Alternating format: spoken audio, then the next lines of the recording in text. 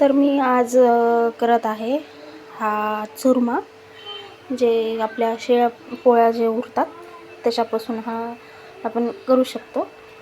आणि त्याच्यासोबत मी केलं आहे वरण मस्तपैकी.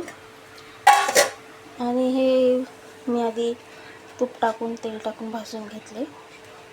मग मी म्हणलं तुम्हाला हे दाखव. तर हे आहे शिळी पोळी जी असते त्याचा मी मिक्सरमध्ये बारीक चुरा करून घेतला आणि थोडंसं तेल टाकून कढईमध्ये भाजत आहे. आणि थोडंसं तेल टाकायचं असं थोडंसं, आणि थोडंसं तूप टाकायचं आहे, हे असं अर्धा चम्मच टाईप. आणि मग त्याला मस्तपैकी मिक्स करून घ्यायचं असं. आणि मिक्स केल्यानंतर त्याला मस्त ब्राऊन कलर येईपर्यंत थोडंसं असं हलवत राहायचं. कमीत कमी 5 ते 6 मिनटं ह्याच्यात आपल्याला लागतात. आणि मग खायला टेस्ट इतकी भारी लागते सांगू शकत नाही. जे दालबाटी चुरमा करतो ना आपण, त्याचं हा चुरमा जे आहे ते अशाच पद्धतीने बनतो. फक्त आपण दालबाटी करताना बाटा असतात त्याला फ्राय करतो आणि त्याचा मिक्सरमध्ये बारीक चुरा करून घेतो. पण हे जे पोळ्या उरतात आपल्या घरामध्ये त्याच्यापासूनही आपण हा चुरमा करू शकतो. आणि वरण साधंही वरण, आंबट गोड वरण करायचं आणि त्याच्यामध्ये मस्त एकदम भारी लागतं. आता ह्याला एकदम कडक होईपर्यंत आपण असं फ्राय करून घेणार आहोत. आणि मग त्याची टेस्ट इतकी भारी लागते. तर काय भिजवलं बाळा तू? बरं, काय खेळतोय तू?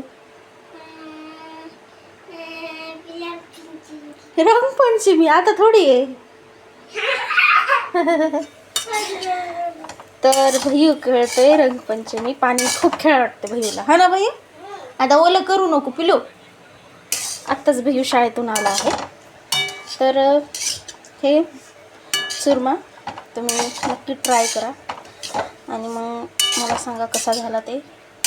तुम्ही करता का नाही ते कमेंट करून मला सांगा. आणि इतकं छान लागते हे, एकदम कडक कडक. आणि असं भाजत राहायचं असं, म्हणजे हलवायचं नाही, थोडंसं भाजलं की थोड्या वेळ ठेवायचं आणि असं हलवायचं म्हणजे ते कडक होईल. मस्त लागतं त्याचा आवाज. हे बघा, त्याच्यात मी तूप तेल टाकून भाजून घेतलं आहे. हे पण तसंच केलं.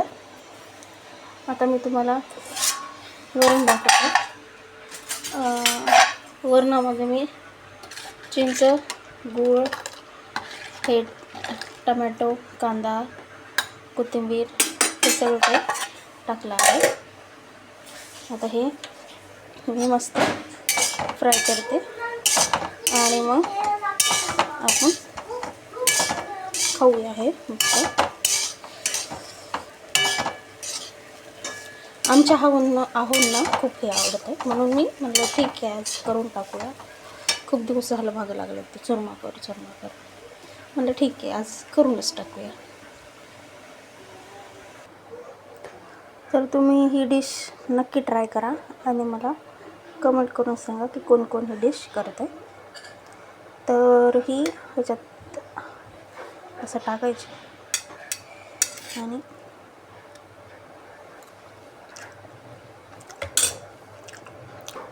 एक नंबर.